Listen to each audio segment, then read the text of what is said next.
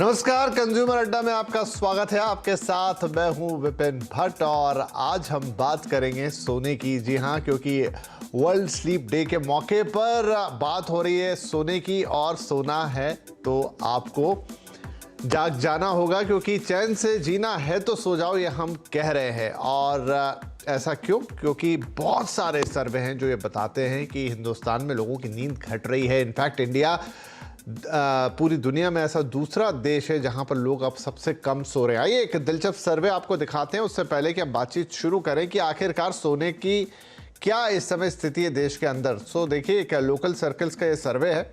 8 से 10 घंटे सिर्फ 2% लोग सोते हैं। ये वो टाइमिंग्स हैं शायद जिसे आप अच्छी नींद कह सकते हैं, लेकिन सिर्फ 2% लोग इसे ले रहे हैं। 6 से 8 घंटे पर्याप्त किसी के लिए तो किसी के लिए नहीं, लेकिन मैक्सिमम लोग इसी में आते हैं। 43% लोग इतनी नींद लेते हैं 6 से 8 घंटे की। 4 से 6 घंटे 34% और 4 घंटे तक 21%। तो यहाँ पर आप देखेंगे कि अच्छी खासी तादाद है कम सोने वालों की। अब उम्र के लिहाज से क्या है WHO के स्टैंडर्ड की? भाई 3 से 5 साल जो बहुत ही छोटे बच्चे हैं 10 से 13 घंटे सोए। 6 से 12 साल के बच्चे, 9 से 12 बच्चों को ज़्यादा नींद लगती ही है। और 13 साल से 18 साल के जो युवा है वो 8 से 10 घंटे, और 18 से ऊपर वालों को 7 घंटे या उससे ज़्यादा सोना चाहिए। अच्छा, ये बड़ा दिलचस्प है। देखिए लोग क्या बता रहे हैं कि क्यों वो कम सो पाते हैं। वॉशरूम कॉल, रात में बाथरूम जाना, लू जाना, टॉयलेट जाना, वॉशरूम कॉल, 61% लोगों का कहना है कि ये उनकी नींद में खलल डालता है। देर से सोना, अब वो क्या करते हैं, क्यों इतनी देर तक जगते हैं, और सुबह की टेंशन 27% लोगों की नींद में खलल डालती है। मच्छर और बाहरी आवाज़ें, 24% ऐसे लोग हैं जो कह रहे हैं कि थोड़ा कुछ डिस्टर्बेंस रहता है लगातार। खराब सेहत और बीमारी, 20% लोग ऐसे हैं। अच्छा, हमें लगता है कि मोबाइल कॉल, मैसेज, ये ज़्यादा परसेंटेज होना चाहिए, लेकिन इस सर्कल या तो लोग सही बता नहीं रहे हैं क्या करते हैं देर तक, और 14% ही सिर्फ उसमें आ रहे हैं जो कह रहे हैं कि मोबाइल कॉल है या मैसेज है, इनफैक्ट वो मोबाइल देख रहे हैं। बच्चे और पार्टनर, मतलब या तो आपका पार्टनर या फिर बच्चे, उनसे आप बातचीट में उलझे हैं या जो भी है, वो आपको सोने नहीं दे रहे। ये सबसे कम है हालांकि दोनों की संख्या। अच्छा, जनरेशन वाइज ये भी एक डिस्टिंक्शन है। जनरेशन Z जो है वो 7.5 घंटे सो रही है। मिलेनियल्स करीब ये भी 7.5 घंटे से थोड़ा कम सोते हैं। बेबी बूमर्स जो कि इनमें सबसे उम्रदराज हो, करीब 7 घंटे सो रहे हैं। तो ये भी एक इंटरेस्टिंग फैक्ट है। लेकिन कुल मिलाकर नींद हमारे लिए बहुत इंपॉर्टेंट है, और अगर ये कम हो रही है तो इसका कारण भी हमें जानना चाहिए। और कम होती नींद से फिर नुकसान क्या है और इसे कैसे आप बैलेंस कर सकते हैं? क्या घंटे ही डिफाइन करेंगे कि आपकी नींद अच्छी है या खराब है? ये सारे सवाल हैं। तो चलिए शुरुआत करते हैं। हमारे साथ तो कुछ खास मेहमान हैं। Sir H.N.. Reliance foundation hospital के पल्मोनोलॉजिस्ट और स्लीप डिसऑर्डर स्पेशलिस्ट डॉक्टर पूरन पारिक साहब, यशोदा सुपर स्पेशलिटी हॉस्पिटल के स्लीप मेडिसिन स्पेशलिस्ट डॉक्टर के पांडे, और ग्लोबल होलिस्टिक हेल्थ गुरु डॉक्टर मिकी मेहता। आप सभी का बहुत बहुत स्वागत है। डॉक्टर पूरन, तो मैंने अलग अलग सर्वे की बात करी। हिंदुस्तान, जैसा हमने कहा कि एक सर्वे के मुताबिक दुनिया में अब दूसरे नंबर पर आ गया जहां लोग सबसे ज़्यादा कम सो रहे हैं। कम तो हम सो रहे हैं, लेकिन क्या इसका हमारी प्रोडक्टिविटी पर, हमारी हेल्थ पर और ओवरऑल जो हमारी फिजिकल वेलबींग है उस पर बड़ा इम्पैक्ट पड़ता है? Yes, definitely. जैसे कि number of hours of sleep कम होते हैं, वैसे ही डे टाइम अलर्टनेस कम होती है, डे टाइम प्रोडक्टिविटी भी कम होती है। डे टाइम अलर्टनेस के साथ नेचर में भी थोड़ा चेंजेस आता है, मीन्स थोड़ा इरिटेबिलिटी बढ़ जाती है। पेशेंट जो भी रहेगा उनको एंक्सियसनेस ज्यादा होता है, डिप्रेशन की भी तकलीफ हो सकती है। ये तो सिर्फ साइकोलॉजिकल से पॉइंट ऑफ व्यू से है। अदरवाइज समझो ओवरऑल हेल्थ में हार्ट अटैक के केसेस बढ़ जाते हैं, hypertension, diabetes, obesity, early ageing, ये सब भी काफी अलग अलग इश्यू, हेल्थ इश्यू है जो कम सोने की वजह से हो सकती है। जी, डॉक्टर पांडे, आपका इस पर क्या राय है? बिल्कुल। मेरे ख्याल से जो वर्ल्ड स्लीप डे का आज का जो थीम भी है इस बार का, is that good sleep is essential for health.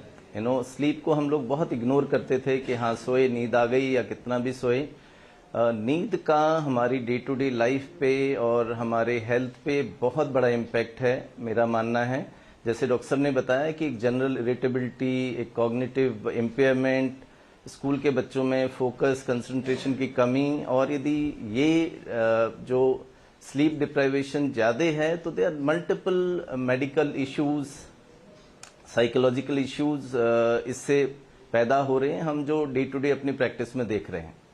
Ji doctor Mehta, हमको तो ये लगता था कि फ़ोन ही सबसे बड़ा विलन है, जहां पर लोग देर तक अपना फ़ोन देखते रहते हैं और वो उसकी ब्लू लाइट और ये तमाम बातें, लेकिन जो सर्वे हमने देखा उसमें तो बहुत सारे रीजंस की लिस्ट लगी हुई है और ये वो सारे रीजंस है, मसलन नाइट कॉल, आपको बाथरूम जाने के लिए उठना पड़ता है और आपकी नींद डिस्टर्ब हो जाती है, आसपास की आवाज़ों से आपकी नींद डिस्टर्ब होती है, थोड़ी सुबह की चिंता रहती है तो नींद डिस्टर्ब होती है। तो फिर ये तो जो कारण है ये सदा से है, मतलब ये इन्हें हम एकदम नया नहीं कहेंगे। तो फिर अभी ऐसा क्या हो रहा है कि नींद के साथ इतने प्रॉब्लम हो गए? देखिए, हमारी भागदौड़ बहुत बढ़ गई है। भागदौड़ के साथ सुबह उठते ही अलार्म के साथ हमें सब कुछ करना पड़ता है और रात को बहुत देर से सोते हैं। आपका कहना बहुत अच्छा था और दुरुस्त था कि जो डिवाइसेस होते हैं वो डिवाइसेस की वजह से हम सोते नहीं है, चाहे वो लैपटॉप हो, आईपैड हो या आपका फ़ोन हो। उसकी जो लाइट होती है, लाइट से ज़्यादा उसके जो कंटेंट होते हैं, कंटेंट की वजह से हमारा माइंड टिक करता है और हमेशा चलते रहता है और उसका संतुलन बिगड़ जाता है। सुबह जब हम उठते हैं तो तरोताज़ा होने चाहिए। हम थके हुए उठते हैं और ज़्यादा थके हुए सोते हैं क्योंकि हम ना ध्यान करते हैं, ना प्राणायाम करते हैं, ना अच्छा खाते हैं, ना अच्छा विचार करते हैं। उसकी वजह से भी हमारी स्लीप डिस्टर्ब हो जाती है।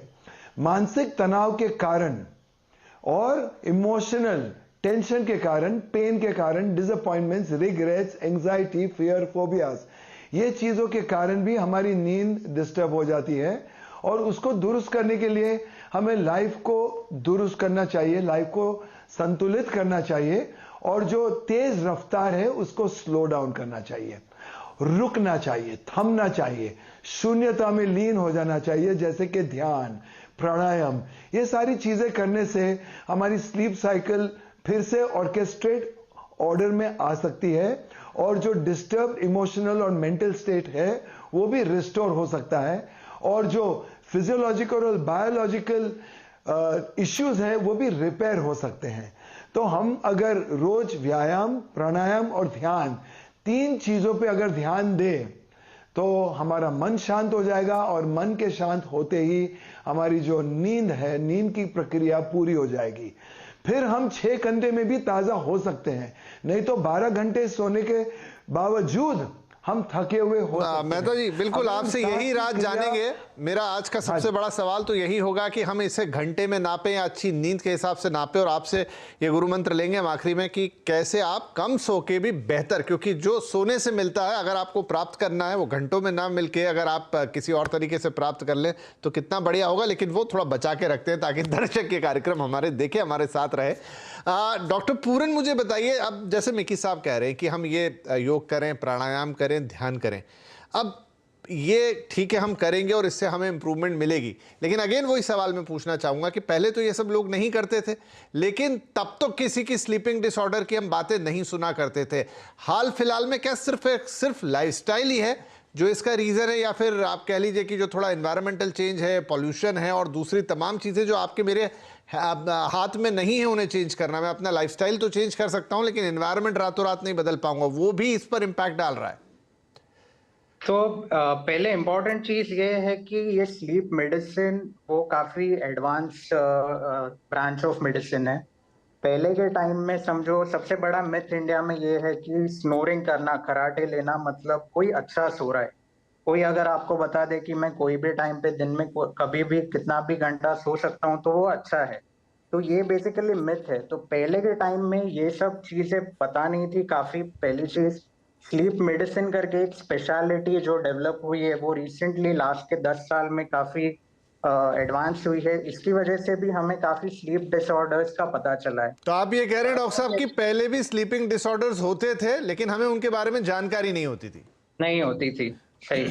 क्योंकि काफी रिसेंट स्टडीज भी आई है। समझो ग्रोथ हार्मोन सिक्रीशन है, तो वो जब हमारी सबसे डीप स्लीप मतलब स्टेज 3 स्लीप रहती है वहां पे सिक्रीशन होता है, तो वही ग्रोथ हार्मोन सिक्रीशन से वेट लॉस होता है और मसल बिल्डअप होते हैं। वो anti ageing sort of growth hormone काम करता है, जिसको आंख के नीचे डार्क सर्कल्स आते हैं, जिसको जल्दी व्रिंकल्स होते हैं, वो भी एक ग्रोथ हार्मोन डेफिशिएंसी की वजह से होता है। तो ये मल्टीपल चीज है, समझो हाइपरटेंशन है तो पहले hypertension, sleep, diabetes, sleep, stroke, heart attack और स्लीप, ये सब का किसी को रिलेशन भी मेडिकली भी इतना अवेयरनेस नहीं था।